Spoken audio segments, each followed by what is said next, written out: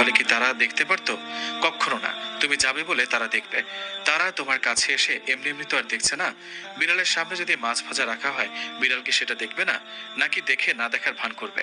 সামনে মাছ থাকলে কি সেটা না খেয়ে রেখে দেবে? কোনোদিনই না।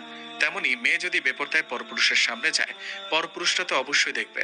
মানুষ হচ্ছে সুন্দরের পূজারী। সুন্দর কিছু দেখলে সেটার প্রতি আরো দেখার আগ্রহ প্রকাশ করে। সুন্দর সবকিছুর নজর কাটে। তোমাকে যদি দুইটি জিনিস দেওয়া হয়, তার মধ্যে একটি সুন্দর আর একটি কুৎসিত, সেখান থেকে তুমি কোনটা নেবে? অবশ্যই সুন্দরটা, তাই না? তখনই মারিয়া বলে, সুন্দরটা তো অবশ্যই নেব। কুৎসিতটা দিয়ে কি করব?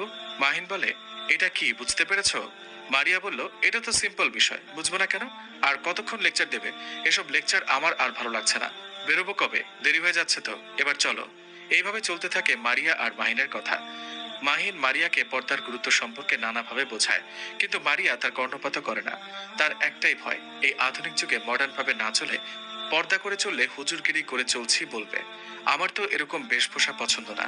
শুনবো না মাহিনের কথা। সে আমাকে ঘরকোনা করে ফেলার ধান্দা করছে। হব না আমি ঘরকোনো। আমি মডার্ন যুগের মেয়ে, আর আধুনিকা মেয়ের মতো চলাফেরা করব। মারিয়া আনমনে চিন্তায় এসব ভাবছে। তখনই মাহিন বলে, কি ভাবছে এত? পর্দা করে